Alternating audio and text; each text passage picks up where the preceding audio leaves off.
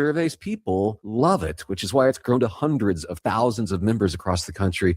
One big factor, besides the peace of mind that comes from being a MediShare member, the savings is tremendous. It is not atypical for a family of four switching to MediShare to save more than $8,000 a year. It is a difference maker, and you can get 24/7 telehealth. You get access to more than 1 million providers and hospitals. There are flexible options, too, for your budget. So if you think you're stuck with a high-cost plan that doesn't have much to offer, think again. You could join MediShare anytime, so call them today and check it out. There's no pressure. They're super easy to talk to. Here's the number, 844-45-BIBLE. That's 844-45-BIBLE, 844-45-BIBLE. We've been serving ag families for generations because we believe farming isn't just a job, it's a legacy. Whether you're just starting out or expanding your operation, F&B has full lending solutions designed for you. This is Loan Officer Kennedy Frank at F&B Bank. We're proud to be your hometown ag lender, member FDIC.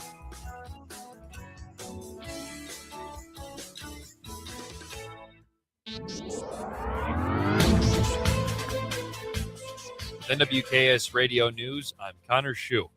Last week, well-known Hayes sculptor Pete Felton passed away only 2 days after he won the 2026 Governor's Arts Legacy Award. Felton was 92 years old, and his art was scattered throughout the state of Kansas, primarily in the Ellis County area and most concentrated in his hometown of Hayes. We extend our condolences to his family and those close to him. The House Committee on Health and Human Services met on Tuesday to hear public testimony on HB 2528, a bill to address a series of accusations against the Kansas Board of Nursing. Over the past several months, nurses have come forward protesting actions they are calling corrupt by the KSBN. The KSBN has been giving unprofessional conduct demerits to nurses committing minor non-practice violations, such as clicking the wrong button when submitting an online application. For these and other stories, go to nwksradio.net.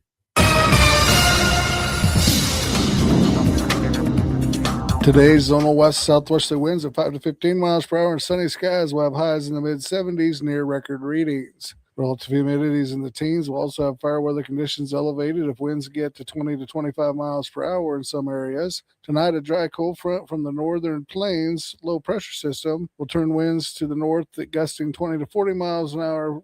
Lows will drop into the upper 20s and low 30s, and tomorrow will be partly cloudy and much colder. Highs in the upper 40s to low 50s with north winds 10 to 20 miles per hour. Wednesday and Thursday, a ridge will move over the area with the trough deepening out west. Highs will be in the upper 50s to middle 60s with partly cloudy to mostly sunny skies. Late Thursday through Saturday, trough and low pressure system will move over the Rockies, some rain and snow chances. Highs will be around 50 and lows in the 20s. This meteorologist Chris Schrumick in the NWKS Radio Weather Center. At Ray Community District Hospital and Clinic, they believe in promoting healthier living through compassionate quality care. From state-of-the-art maternity care to life-saving emergency services, their dedicated team is there for you and your family.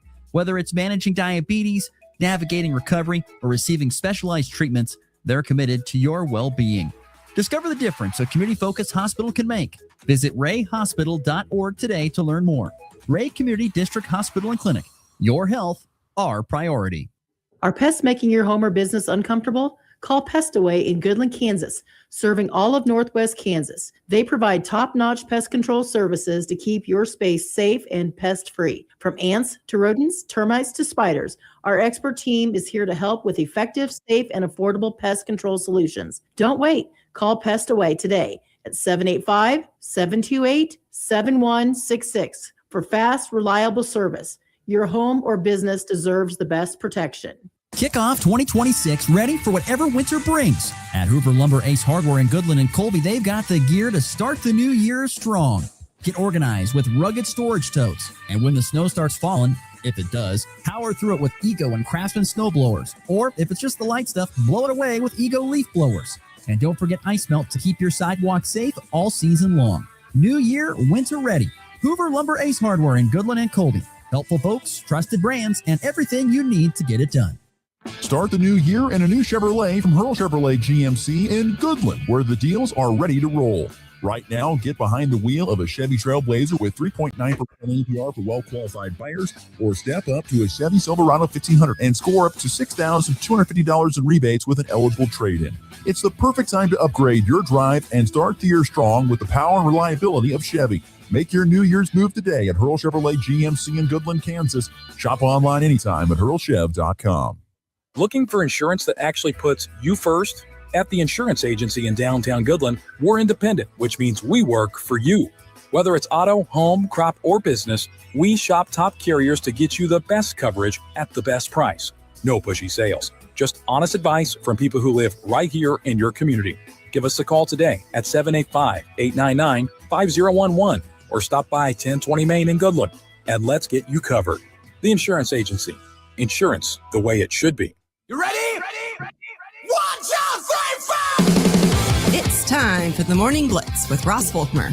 The amount of money getting thrown around to quarterbacks who haven't done diddly squat is amazing to me. And Connor Schuh. He's the new guy. The High Plains only local sports talk show. Broadcasting live on Goodland's Rocket 102.5 and video streaming on YouTube, Facebook, and X. Who's got it better than us? Nobody! Covering it all from the preps. He's at the 10, the 5, he dives for the end zone, he's in! Touchdown, Cowboys! To the pros. Line drive, left field, base hit. Here comes McMahon, he'll score! Ball game! The Blitz is presented by Hurl Chevrolet GMC, Hoover Lumber Ace Hardware, and F&B Bank. Along with Equity Bank of Hoxie, Quinter, and Grinnell, the Insurance Agency, Pest Away LLC, Topside Portables and Pupping, and the Farmer State Bank in Oakley. Let's go to work. 5.5 to go. Nate with a steal. There's the bounce pass ahead. Haggerty layup. Yeah, he got it. Robertson basketball. And for the moment, but it's intercepted. There's Lauren Lint with the steal. Lauren into the paint. Nice step through. Nice. Oh, puts it in. Here's a steal by Peterson. This could be fun. A right hand throw down. And the foul. He fires it down. Plus contact. It's a 3-point play coming for Kansas. 44 Seattle. He's hit as he drops back. The ball free. Picked up by Noah Schuh. Running down the side. 30, 20, 10, 5. Touchdown. And good Monday morning, everybody. Back and rolling after a Super Bowl Sunday that I don't know if it was really that super, to be honest with you, but nonetheless, we are back here on a Monday, February the 9th. Glad you decided to join us. We could be setting records today as we quickly highlight the weather. 75 in February is what the expected high is today. We will cool down after today. Temperature expected to get into the 50s the rest of the week, but a 75-degree Monday to get things going. I have to admit, this is one of the first, if maybe this might be the first Super Bowl I've ever watched on my back patio. Really? Yeah, sat out in the back patio, had the fire pit on, and watched it. So, that's a good time. It was nice, and joyful. The game could have been better. Obviously, that was not the most entertaining football game you've ever watched, but nonetheless, congratulations, Seattle Seahawks. They are Super Bowl champions for the second time in their franchise's history, and they dominated their way to that Super Bowl 60 win. But anyway, hope everyone had a great weekend. This Monday is always hard. Do you feel like this? What would you rather have? Would you rather have the day after Super Bowl Sunday or opening day as an official holiday that you got to take off? Opening day. Opening day is what he'd rather have. Yep. So anyway, we've got a full show ahead for you today. We'll get to weekend winners and losers. Nick Athens going to stop by and talk about that Super Bowl a little bit as well. And of course, we'll get to anything we missed in the leftovers. How are you holding up, my friend? You're in the middle of a very tough 5-day stretch for yourself. You had yesterday off with no games, but it picks back up tonight and Tuesday. You are in the middle of a tough little stretch here. We are going to TMP tonight and then home against, you guys tomorrow. Yeah. So should be good. And then things kind of open up for the last couple of weeks before sub-state. So we'll have a little respite. We're a little tired and maybe a little under the weather here, honestly, but we're okay. You're under the weather now too, a little bit?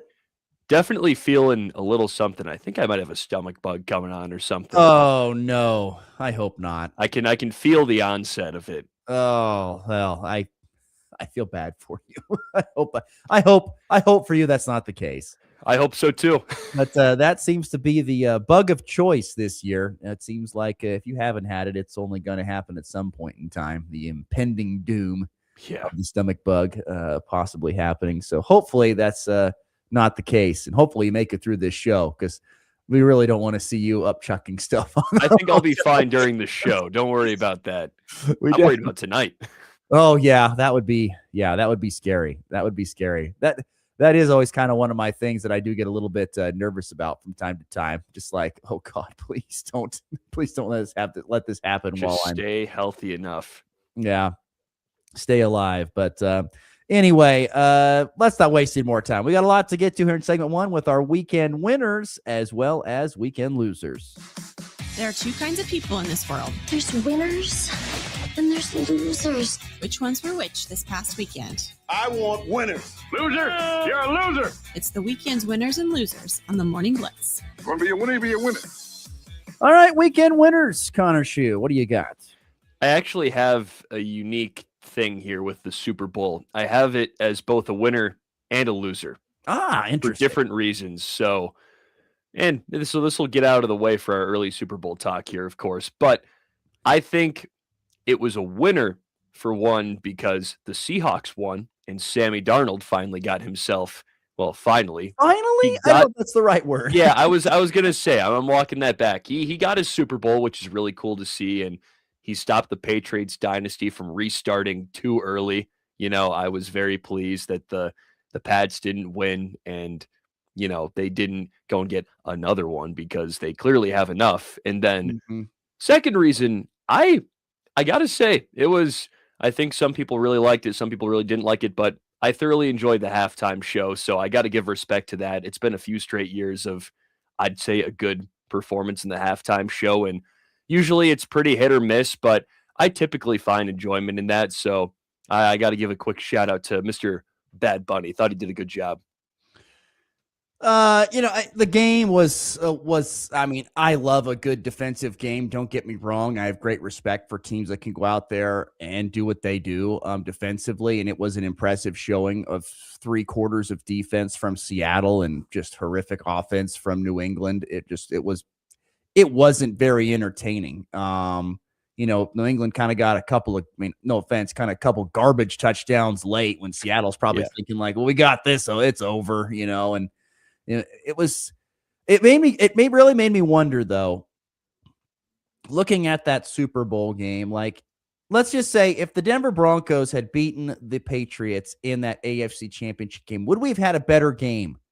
I don't know if we would have. It's more of a rhetorical question. I don't think it's possible. I know Michael's going to chime in and say, absolutely, it would have been. We know what Michael's going to say. We get that.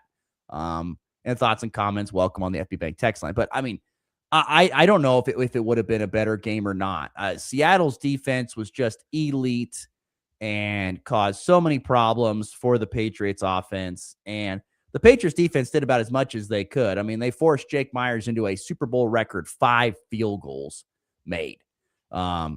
And he should have won. He could have won the MVP too. I thought he was going to be the MVP for a second. Kenneth Walker got the MVP and deservedly so. He was great.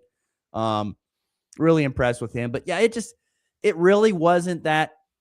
Usually you want the Super Bowl to kind of end in a culmination. It's the end of the NFL season. It's been a long season. Let's have a great game and feel good.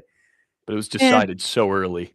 It just really wasn't that great of a game. It wasn't that highly entertaining of a game. It was like last year's, kind of. Yes, you're right.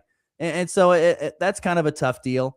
But at the same time, what are you going to do about it? So that's why I sat there and thought, well, I wonder if Denver had played in this game, if it would have been any different. And I don't know if that would have been the case. Do you think they would have had the best chance to beat the Seahawks? If Denver... That's the thing. Like, I don't know. I don't know if they would have, because no offense to Jarrett Stidham, I'm not thinking he's going to go out there and do that. That is true. And yeah, if you want to say, well, what Bo Nix? Jared H says Seattle would have absolutely blown Denver out with or without Nix, is what he said. Michael says absolutely if the reps would have called the holding in the red zone on the Bills. So here we go. I don't care, Michael. I appreciate you chiming in, but it doesn't matter. But I just was thinking about that. But you're right. I mean, think about it. To me, it's one of the more unique Super Bowl winning quarterbacks of all time in Sam Darnold. I mean, you just think about his path that he went on to get to this point. It's nuts. I mean, we always talk about, I don't know, I always make this reference because I had a good friend, an older friend of my grandfather's who played a lot of golf, and he used to say that's why, if you put like you got a par or something like that on it, but it was like, you were over in the trees and you punched down, you had an amazing shot. And he goes, that's why you don't draw pictures on scorecards. That's why you don't draw pictures, on the career of Sam Darnold, because he was dead in the water. I mean, you think of, remember, everyone talks about it, and rightfully so. He was at the Jets. It was in a post-game interview. I think for Monday Night Football, they got crushed. And he's like, I'm seeing ghosts out there. And everyone's like, he's done. It's over. The Jets got rid of him. He goes and he's with Carolina for a while. He's a backup to Baker Mayfield. He doesn't even play there. He goes to San Francisco. He's a backup there. Doesn't play. And then his career gets resurrected in, thanks to J.J. McCarthy, your boy, gets resurrected there in Minnesota. And then goes to Seattle, and now he's a Super Bowl champion. Now, once again, did Sam Darnold go out there and light up the world with his statistics? Absolutely not. Let me stop you for a second. Did you, on the topic of the Vikings real quick, did you see what Justin Jefferson said like last week? No, I did not. He said some very cryptic statement about how he's like, man, Sam Darnold, he was pretty good for us. I feel like we'd be really good with him at quarterback. He didn't really say like I'd take him over JJ, but he kind of said it without saying it. Yeah, I don't know. It's just, 19 of 38 for 202, a touchdown. I mean, no interceptions, which was big. Just protect the ball, and they ran the football well. But it wasn't like it was like, oh my gosh, look at him just light it up out there. I mean, Seattle went the way that I think a lot of teams need to probably think of doing more, playing just unbelievable defense and then just, doing enough offensively to get it done. So I don't know. The Super Bowl is not that entertaining, but the storylines afterwards, particularly with Sam Darnold, is very fascinating. No doubt about that. Weekend winners and losers here on the Morning Blitz. As always, get your winners and losers in on our FB Bank text line at 785-899-2222. I've got a couple quick local winners here real quickly. I got to give a shout out to Wheatland Grinnell basketball. They were both in the Western Kansas Liberty League Tournament Championships this previous Saturday over here at Goodland's Max Jones Fieldhouse, and both ended up winning league titles. The Lady Thunderhawks edging Cheylin in a classic 54-52, and the Thunderhawk boys beating Weskin 62-49 were the final scores. They were not the one seeds in these tournament. Weskin boys were the number one seed. Cheylin girls were the number one seed. Wheatland Grinnell, though, gets it done. And, like I said, that's a rarely do you see the same team, the two teams from the same school go and win a league title very often. So it's very unique to see Wheatland Grinnell boys and girls winning league championships on Saturday in Goodland, which I thought was pretty darn cool. And also a tip of the cap to the Colby Lady Eagle wrestling team. They captured a GWAC championship there this past weekend.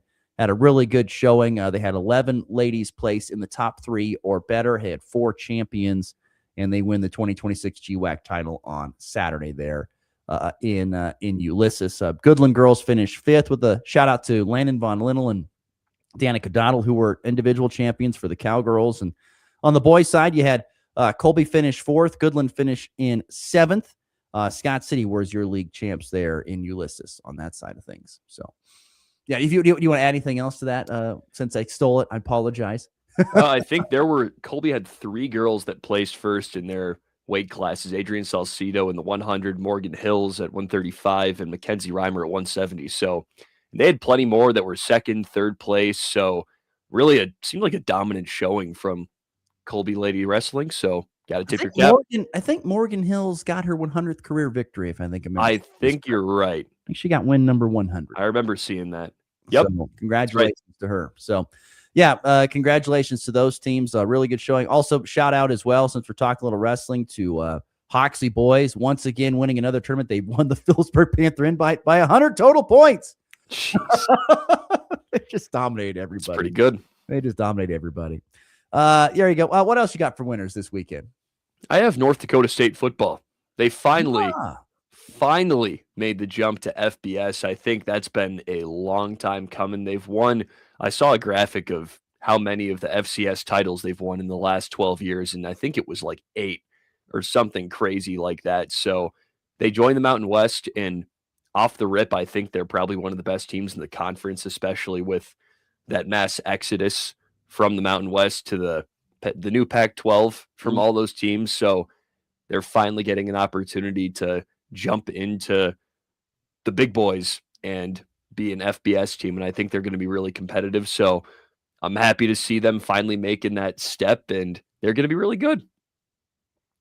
Let's see. The new 2026 FCS, the Mountain West Conference will be Air Force, Hawaii, Nevada, New Mexico, San Jose State, UNLV, Wyoming, UTEP, and Northern Illinois. Yeah, I don't know about Northern Illinois.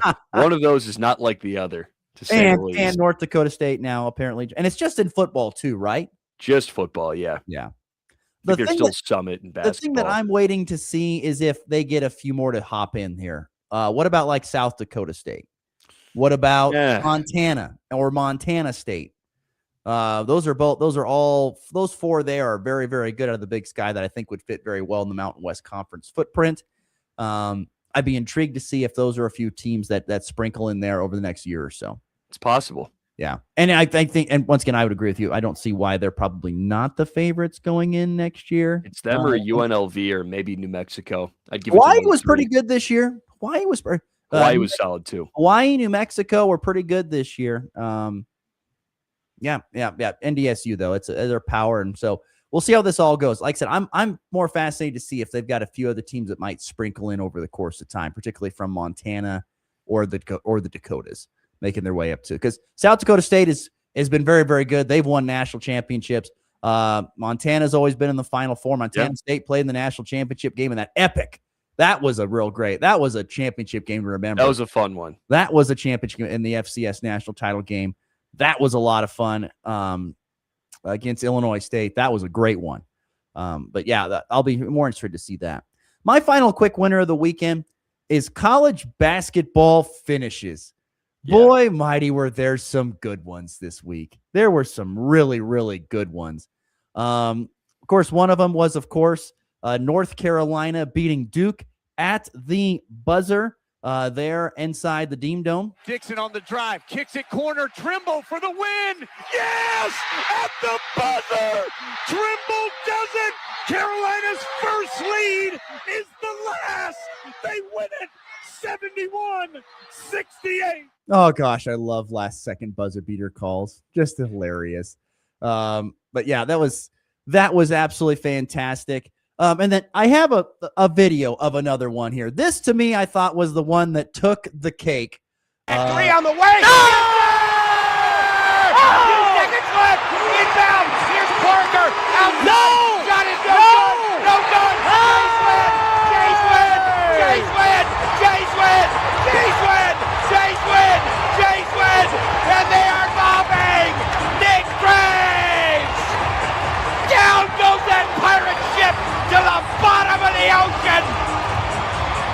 Nick Graves wins it on a guarded jumper with 2 seconds left. That was John Bishop, radio voice of the Creighton Blue Jays, who is known for getting a little too crazy. Yeah, I remember that the charge call or whatever that was earlier this season. The best part about this call, in my opinion, is not only him losing his mind, but it's his color guy after Seton Hall inbound got it down and got a decent look for 3, and he's going, no. Here, I got the audio of it. Listen to it again. Listen to that. And, of course, about the pirate ship at the end, sinking the pirate ship. They're playing Seton Hall. Graves, step back, 3 on the way. No! 2 seconds left. Inbound. Here's Parker. Out. No! It's funny because that's like fundamentally bad broadcasting, but it's entertaining. It's very entertaining. Nick Graves! Down goes that pirate ship to the bottom of the ocean. It is. It's horrific. It is horrific broadcasting. by the letter of the law. It's terrible, but Yes, it's hilarious to listen. it's incredible. Oh my gosh. Just no. Oh, thank God. Yeah. Down goes the pirate ship. Down goes the pirate ship. That call's too good. Oh, thank you, John Bishop. I admit I'm not a huge John Bishop fan because of his absolute homerism, but it is pretty funny. I will give him that. So that's all I got. Anything else for winners? I actually had North Carolina basketball, but it kind of falls into the same bucket as the buzzer beaters. But I also, just for the pure enjoyment of watching it, just the luge event at the Olympics. It was just cool. Luge, huh? That's all. Yeah. It is entertaining. There's some good stuff. Good stuff for sure. My son was like, he saw Lindsey Vaughn crash, which we'll have more on that in just a minute. But he's like, can I see that again? He went to Jeez. crash. Wow. Anyway, let's go into losers. What do you got for losers this weekend? I feel like I put them every single week. Oh, I feel bad at this point for Kansas State basketball, but it's so, I don't know how you can't put them in there, but they actually kept it close with TCU. Well, they were up by a lot early and they blew a lead. So that's one part of it. But the other part of it is I saw a report from Kansas State reporter Wyatt Wheeler. He said he heard on the broadcast that apparently Kansas State had an optional shoot around the night before the game due to an illness. And apparently only two guys showed up, David Castillo and Marcus Johnson. So I know there's an illness, but I feel like you want a couple more guys showing up to that. I don't know. So that's bad. It wouldn't. Here's the sad part is it wouldn't have mattered if they would have won. Yeah. I mean, that's the thing. It would not have mattered if they would have won. And guess what? I watched, I didn't watch a whole lot of that game. I was busy with some other things on Saturday, but I went back and watched the highlights, about a good 8 to 10 minutes of highlights. They were up by pretty much 20 in the first half. They were. I was listening to it while I was driving to the Hugoton game, and I'm like, wow, they're actually they're handling business. Yeah, they were up big on the road at TCU. And then all of a sudden, right before first half got over, they kind of let TCU get right back into it, and they were only, I think, up 5, or something like that at half. Then they come out of the second half, and they are swinging. They're taking care of all their business, and they get through that. They get through the second half, and they kind of push the lead back up to double digits, and then it just peters out at the end. I mean, it's like I said, I could have put him down as a loser, but I'm like, I'm not even going to put him down anymore just because it's beating a dead horse. It's been a horrific year, and that was just another culmination. A game that you looked like you probably should have won. You're up by double digits a couple times in both halves, and you can't find a way to win. Right. And it just to go back and watch, if you have time, go back and watch the highlight and just watch the very end. Like after he makes those couple free throws, and then they got to heave something, and just look at the K-State bench. Like when the ball is flying towards their basket and it's not even close to going in, just look at the bench.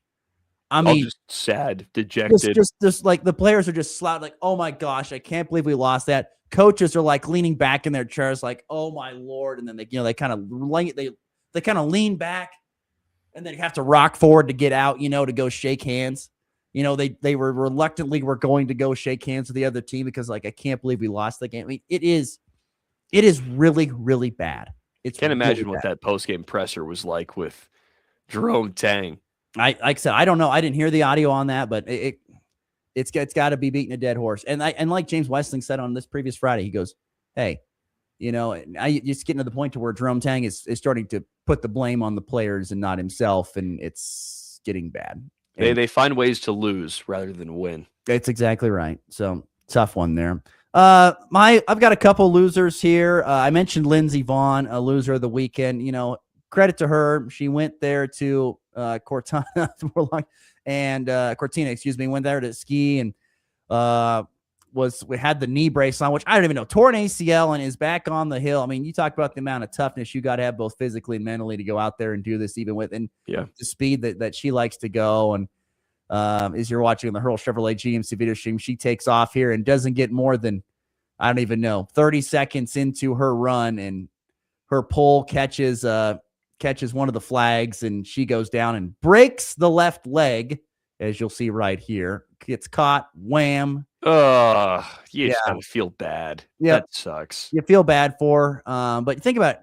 Not only does she have a torn ACL in her left leg, but now a broken left leg as well. So it's bad for Lindsey Vaughn. I feel bad for her, but that's tough. And then had to get airlifted to the hospital and stuff to get everything. But yeah, you talk about a tough deal for Lindsey Vaughn. But that was a sad deal. But my son, my middle son Banks, he thought it was cool. He's like, "Whoa, Dad, check out that." Yeah, that's to little kids. That stuff is crazy. Yeah. So to him this morning, can we see that again, Dad? Maybe later, son. We can watch it later. So anyway, Lindsey Vaughn, a quick loser of the weekend. Any other losers for you?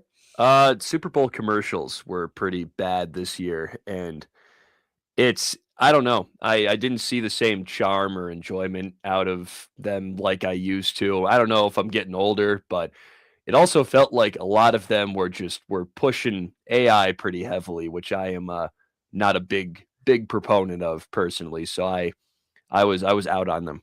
I liked the Dunkin' Boys. I thought that was interesting. The Dunkin' Donut one with the Dunkin' Boys. The Jurassic Park one with Xfinity was good if you had done anything. But I would agree. There weren't a lot of great commercials. But I didn't even know. What was the average price of the commercial this year? Because, I mean, the price is getting just below. It's crazy. Probably, I can't even $3 million, $5 million, maybe more than that to get a 30-second ad in the Super Bowl. I mean, I don't know. Expensive. It's very, very expensive. A couple of other quick losers here. Tough weekend for Colby Community College baseball. Trojans go 0-4 to start the season down there in Altus, Oklahoma. Tough weekend for them. And also, I'll tell you, more loser of the weekend more as these end of year totals come out for budgets in athletic departments across college athletics. It's more Penn State, the most recent one that caught my mind, because last year they finished $535 million in the hole. Really? $535 million in the hole.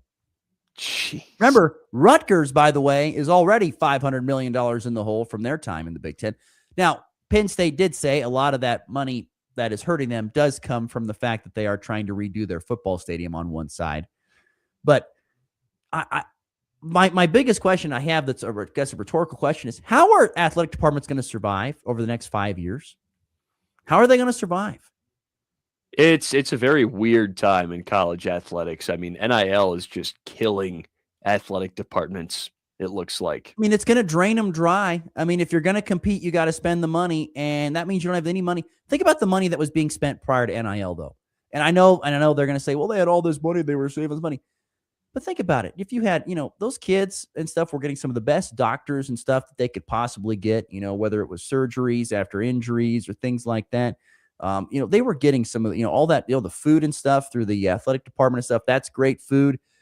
It's an expensive venture to be in, and you throw in paying the athletes $1 million contracts. I just don't know where this money's going to come from. And I think we're going to see a lot more of these budgets come through and be like, we didn't make enough money to pay for everything. And we're in the hole.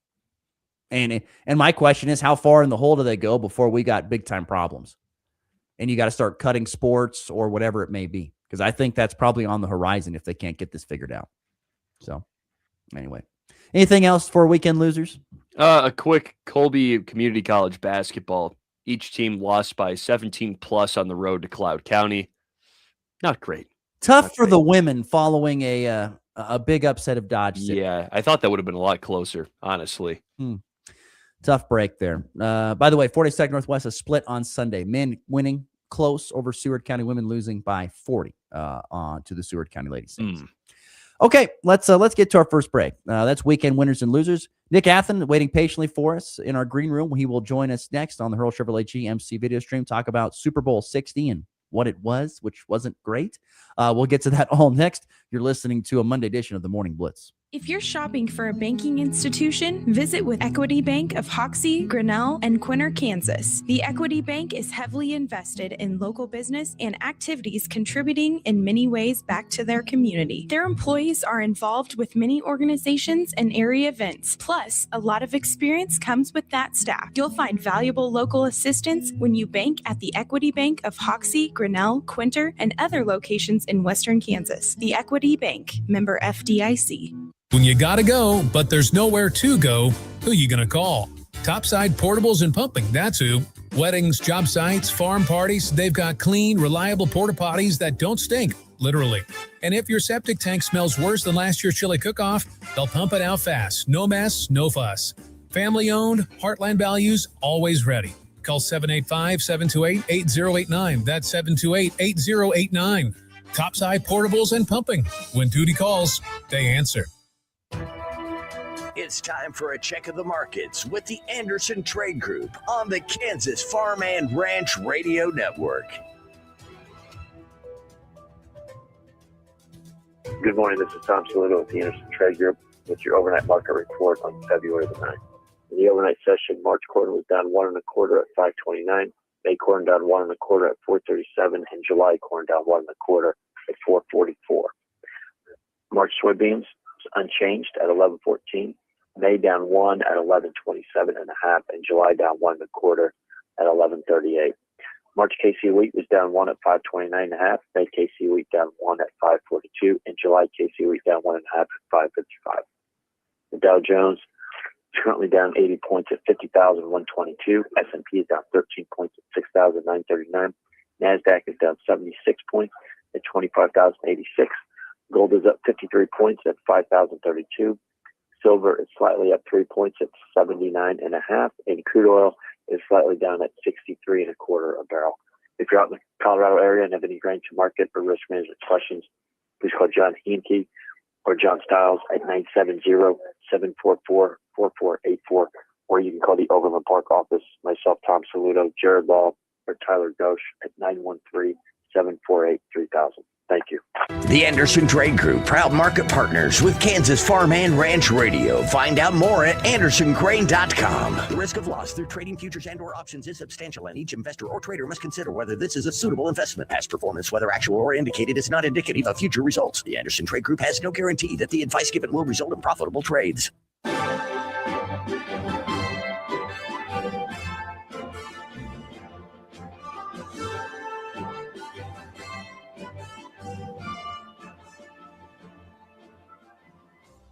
If you're buying or selling cattle, make your first stop livestockmarket.com. Bred cows, heifers, pairs, bulls, and frozen genetics, even feeder calves. You'll find them all at livestockmarket.com. Livestock Market features private treaty sales, online auctions, and live production sale bidding. You'll also find horses, sheep, goats, and hay. Check out the free Livestock Market magazine wherever you pick up Tractor House, and download the Livestock Market mobile app today.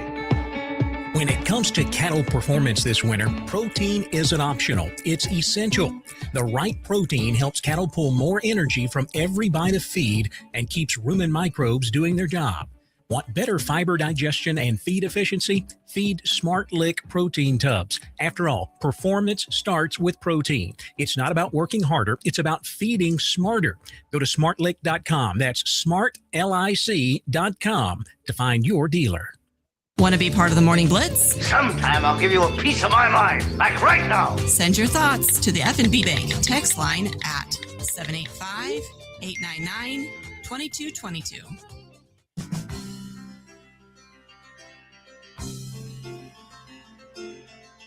Once again, going to be a toasty one today. 75 the high. We could be breaking some records in some spots here in February. So T-shirt and shorts if you want to. Go out and do that. Also, folks, don't forget, I know we spun the Wheel of Love on Friday, and congratulations to Mike, the winner of our 2 tickets to Traditions Restaurant and their Valentine's Day dinner dance. Look, they're still selling tickets. Go to Traditions in downtown Goodland. You can get yourself tickets for their Valentine's night dinner and dance, I should say, featuring strings attached. So go get your tickets there. Just because you didn't win and Mike did doesn't mean you can't go. You can still go. They'll sell you tickets. Prime rib dinner, going to be a great time. Go check it out. Traditions Restaurant, downtown Goodland. Let's welcome in Nick Athen, our good friend. He's waiting patiently on the Hurl Chevrolet GMC video stream. Good morning, sir. Oh, he's got his Jayhawk hat on. He's ready for the big, massive game tonight. More on that in segment 3. That game is humongous tonight. Big game. But the big game last night was not so big, to be honest with you. That was actually pretty doozy. Well, how do you feel after watching that? I mean, you kind of want, it's the last 2 years, to be honest with you, unfortunately for Chiefs fans, but I mean, you kind of want the season to end in a culmination of excitement and stuff. And boy, got a couple of snoozers, particularly this previous 24-hour one. Yeah, if you're a fan of the NFL in halftime shows, that probably wasn't a great game to watch. Listen, these were probably the two most consistent teams in the NFL this year, and the Seattle obviously wins this game. Drake May has a better passer rating than his counterpart, Sam Darnold. I was shocked anybody scored a touchdown in this game. I wasn't quite sure that was going to happen. I predicted on Friday this was going to be a field goal game, and then we had an outburst in the fourth quarter, 30 points. But I think if you're a Chiefs fan, you're clearly better than both of these teams, and you're just going to have to wait and see how the Chiefs rebuild their roster. But kind of a snoozer. I mean, I thought Seattle was the best team better team going in no matter what. And, kudos to them. And hey, Sam Darnold, I mean, it's a great story. He's been through hell and back. He's been cast aside, and he did what he had to do yesterday to bring another Super Bowl to Seattle. Nick, do you think there was another team that could have played better against the Seahawks? I think if Denver had their quarterback, I think they would have played a better game. I think Buffalo, the same thing. I mean, Drake May was trying to give away the ball early in the game, and New England missed some opportunities. New England played great defense, I thought, but I think if the Bills or the Broncos were there, I think it's a much, much closer game. You said but they weren't there. I mean, that's the thing. They didn't get it done against the Patriots. Why? To me, New England looked really, really good all through the postseason until this. What changed? It's Drake May just didn't have a lot of confidence yesterday. You could kind of see that from the opening series. He wasn't moving in the pocket. He wasn't running. He wasn't doing the things that he did to have such a successful season.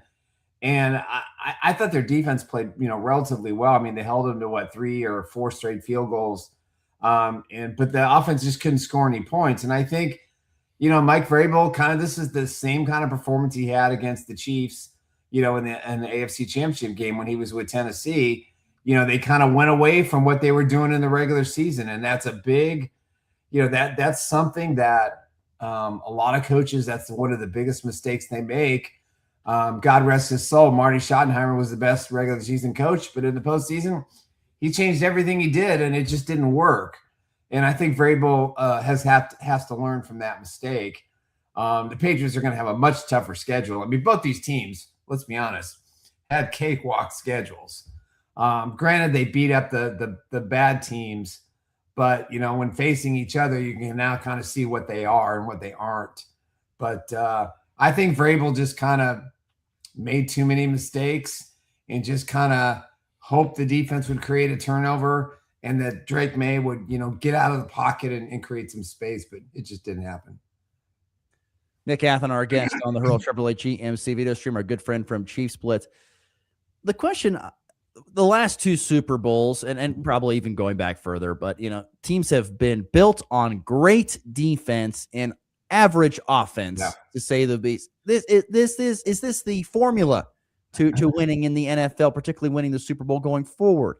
Even though the Chiefs have won with dynamic offenses, but with great defenses and just so offenses, is this the thing going forward for the next year or so? Yeah, I'll add a caveat to that. I think that defenses have always won championships. The offenses have to be above average, but you got to have a great running back. You got to have a change of pace running back. That's going to be the new trend in the NFL, I think, going forward.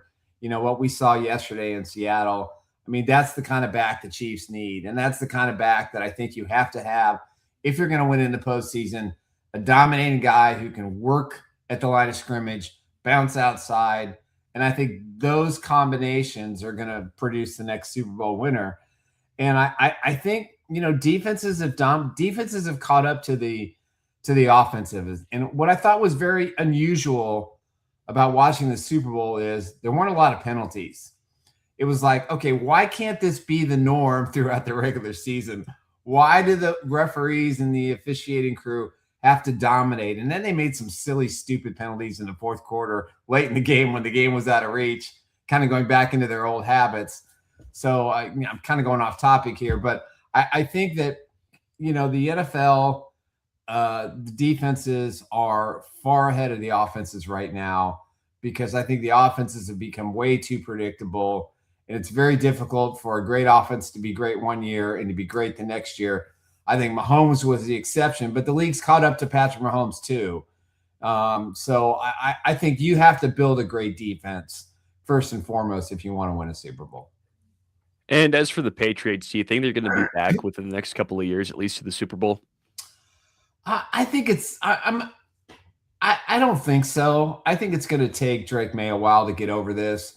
Again, they replenished 60% of their roster, some 31 new players. You're not going to do that this year, and you're not going to have all that kind of gel together, and you're not going to have a very cupcake schedule. Though I think they'll be division winners, I think it's going to be difficult for them to get back to the Super Bowl. I think this is a golden opportunity for both Seattle and New England to win a Super Bowl in a down year. No Rams, no 49ers, no Eagles, no Bills, no Chiefs, no Bengals, no Ravens.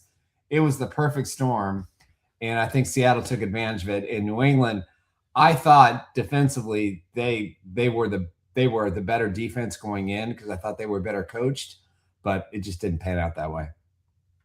Nick Athen, ChiefsBlitz.com, our guest here on the Chevrolet GMC video streaming on the Morning Blitz here on this Monday. You mentioned it was such a kind of, I don't want to say fluky year, but that's kind of the word I'll use here with some of the great teams not being in it. What are the great teams learning, maybe from sitting out in the postseason, that, hey, we got to get back in this thing, and how do we go about doing it? They have to construct their rosters like Seattle and New England did. I mean, you look at the way that they maneuver their offseason. They bring in a few high profile guys. They're very aggressive. They don't just settle on the draft. You have to be smart in free agency. And I think if you look at it, you don't have to be a roster full of superstars. You just have to be a really good team that plays well with one another, that understands the philosophy, good leadership at the top. I mean, look at all the coaching change we've made. We can't predict what's going to happen next year, because 9 new hires. We don't know what direction they got to go, if they're going to be as successful. But if you're an NFL team that used to be really good, like the Chiefs and the Bills and all these teams that missed out on the postseason, go back to the basics. Build your rosters the right way. Bring in coaches that understand, with these athletes that are coming out of college now that are more seasoned and have a lot of money in their pockets, to say, okay, how do we mold these guys into professional football players, and how do we build that team atmosphere? Get away from the old style and the old tricks and try some new things. But I think all these teams that missed the Super Bowl this year, they've run it to the limit. That's all they can get out of that philosophy. That's all they can get out of that, the way they construct their rosters. They have to do things differently. In Seattle and New England should give everybody a peek where the bread has to be buttered. You build an offensive line, you build a defensive line, you get a playmaker running back, you get a playmaker receiver, you get guys in the secondary who are fast, and you just build a cohesive team that understands today's NFL. And the Patriots and the Seahawks showed that to everybody, I think, this year. You brought up an interesting point talking about the secondary. I mean, those were 2 secondaries in the Super Bowl that were elite. At least it looked, maybe it was the lack of offensive wide receiver firepower, but the secondaries looked elite. Yeah, I mean, Gonzalez was terrific, for New England. I mean, he basically saved them. And Seattle, they're just aggressive. You look at the safeties in the corners of Seattle. What did they do? They played man-to-man, they jumped routes, and they blitzed. I mean, they were the perfect group of players who understood a defensive philosophy, knowing you've got a young quarterback, and they rattled him. And that's, again, going back to what we just talked about. Teams are used to doing things one way. The new NFL, the new way of things, you got to have secondaries that can blitz. You have to be aggressive. You can't sit back at 3rd and 15 with rushing 3 and play zone. That kind of philosophy just doesn't work anymore. And what I love about these two teams is they were very aggressive defensively on both sides of the ball. And that's the kind of defensive style I want to see, from a lot of these teams that missed out this year. This might be a dumb question, but do you think anybody that played of the quarterbacks that played in this Super Bowl, do you think any of them will win another Super Bowl? No. Will Drake May win one? Will Sam Darnold win another? What pretty much is what I'm saying. Drake May will probably not. I think there's a chance Drake May does, because I think Vrabel's a good coach. Eventually he'll get his day. It may be 3 or 4 years from now when he's a lot more mature. But Sam Darnold,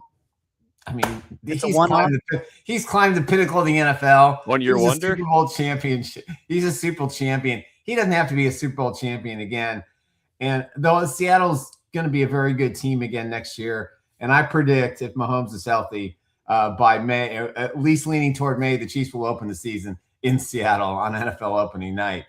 But I don't think Darnold's going to be able to repeat the perfect storm. Listen, he wasn't great in this football game, and he wasn't great in the NFC Championship game a week ago or 2 weeks ago. So again, the perfect storm. It's the perfect story. I feel great about it. I'm happy for the kid. I thought when he went to New York and the way they treated him, and he goes to the Vikings and leads them to the one of the best records in the league, but he doesn't play well in the postseason, so they dump him.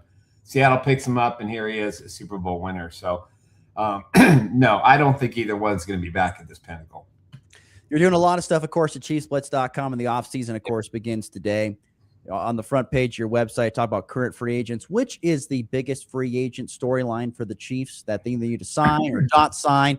Well, in your opinion, who's that number one piece of the free agency? I think they have to go running back. They're already rumored to be the top spot for Breece Hall.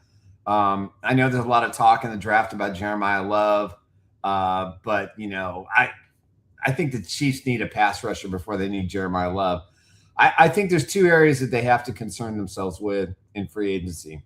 One, running back, and one, they have to fix the defensive line. They don't have 4 capable pass rushers that can do what Seattle did last night against New England, and vice versa, New England against Seattle. That has to be. Chris Jones isn't getting any younger. George Karlaftis, this was a bust season for him. He was terrible. Mike Dana has nothing to give this defense in regards to sacks. Ashton Gelati came up, I think, toward the second half of the season and played really well for a rookie. So I'm optimistic about him. But I think running back and pass rusher or defensive line have to be the top priorities. And then did they trade Trent McDuffie, which I'm pretty confident at this point they probably would, to get some draft capital. So free agency has to be really aggressive for Brett Veach this time around. He can't sit back and wait for the wave, the 2 and the 3 wave of available athletes. He needs to make noise during that quote unquote cheating period and be able to make some significant signings. That's going to be important. But I think make a decision what you're going to do at running back. That's number one. If it's Breece Hall, who wants to be a Chief, the money's not going to be too outrageous. Or do you go hope that Jeremiah Love falls to number 9? I personally don't think he gets past the New Orleans Saints at number 8.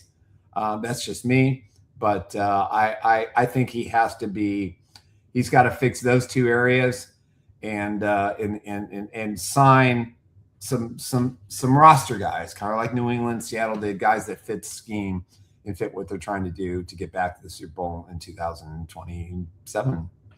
Yeah, hard to believe. Yeah. Nick Athen, ChiefsBlitz.com. Nick, appreciate the time, my friend. We'll catch up soon. Okay. Take care, guys. Once again, Nick Athen, great stuff there from him. Follow him on ChiefsBlitz.com. We'll take a break, come back. We'll wrap the show with some thoughts on a humongous game tonight and a stat line that's hard to believe, and something's got to give. We'll get to it next in the Morning Blitz. This Valentine's Day, it's the NWKS Tower of Love giveaway. Win a one-of-a-kind date featuring dinner for 2 from Twister's Bar and Grill, flowers from Everything's A-Bloomin', romantic music, and wait service from the NWKS radio staff. All while watching the Northwest Kansas sunset from the KXXX Weather Tower. Enter now on the NWKS Radio Facebook page and be listening to the station for extra entry chances. Tower of Love, only from NWKS Radio. For more information, visit nwksradio.net. Kick off the new year in professional grade style with Hurl Chevrolet GMC in Goodland, Kansas. Right now, drive home a GMC Arcadia with 1.9% APR for well-qualified buyers, or choose a 26 GMC Sierra 1500 and get up to $7,000 in rebates with an eligible trade-in, or 0% APR for well-qualified buyers. Big capability, bold style, and New Year savings you don't want to miss. Start the year strong at Hurl Chevrolet GMC in Goodland, Kansas. Shop online at hurlchev.com. When fraud strikes, every second counts. At FNB Bank, we take your security seriously. Our local team monitors for suspicious activity and responds fast, so small issues don't turn into bigger problems. I'm Jessica Von Little at FNB Bank. We are your first line of defense, protecting you, your money, and your peace of mind. FNB Bank, local, trusted, here for you. Member FDIC. Kick off 2026 ready for whatever winter brings. At Hoover Lumber Ace Hardware in Goodland and Colby, they've got the gear to start the new year strong. Get organized with rugged storage totes. And when the snow starts falling, if it does, power through it with Ego and Craftsman snow blowers. Or if it's just the light stuff, blow it away with Ego leaf blowers. And don't forget ice melt to keep your sidewalk safe all season long. New year, winter ready. Hoover Lumber Ace Hardware in Goodland and Colby. Helpful folks, trusted brands, and everything you need to get it done. Miss the weekend action? Yes, you caught me. No worries. We've got all the highlights and lowlights covered. Hey, okay, well, catch me up. This is the Morning Blitz with Russ Volkmer.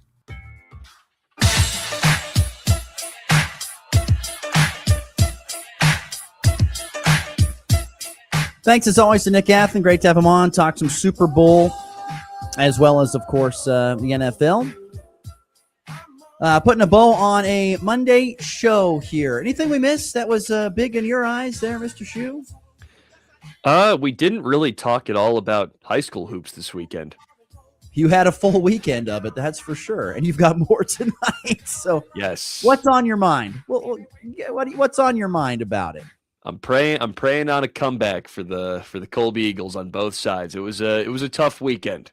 Couple of blowouts against Holcomb and Hugoton on both sides, both very good teams. So we're hoping for, two straight for both teams here against TMP and Goodland. I think it's doable. It's going to be a little bit tougher against you guys, but we're going to find out. The question I have, there's been rumors flying around that there's been some illness and stuff going through both teams, and so I'm guessing that's probably caused some issue, or not issues, but that's been one of the reasons for some struggles, I'm guessing. They're just tired. I mean, and it's not going to get any better in 5 days. Yeah, after the stretch they had over the past couple of weeks, and then the 2 games to start the weekend, I mean, they're kind of sick, and they're already just tired enough from that stretch of games. So it's a team playing a little bit depleted in the energy stores. Yeah, that's it's got to be tough. Very, very tough for sure. But yeah, well, once again, on the call tonight, hopefully, Connor Schuh, he'll have coverage of Colby Hayes TMP tonight in high school basketball. Oakley will host Greeley County in hoops tonight. Not much else to report over the weekend for high school hoops. Goodland boys lost to Hugoton Friday, 70-49. Cowboys struggled in the second half to slow down Hugoton, who's playing really good right now. Cowgirls, though, playing great. They've won 6 in a row. They beat Hugoton by 10. Oakley girls continue to play very well. They had an easy win over Russell on Friday night. So, yeah, there's been some good basketball being played for sure. Interesting to see as we come down the final, 4 or 5 games of the regular season now, and we get into postseason. Who's going to be ready to roll for when it matters the most? That's the most interesting thing. All right, we got to get to the walk-off. High drive, deep left, grand slam!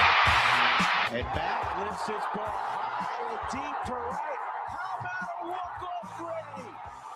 Thomas to the 10. Denver's going on to New England. They win it on the first play of overtime. Mahomes flings it. It's there. Hardman. Jackpot. Kansas City. Well, as we wrap up the show here, interesting stat. Of course, tonight I mentioned a couple times, it's number 1 Arizona at maybe one of the hottest teams in the Big 12 that's not named Arizona at Kansas at the Fog.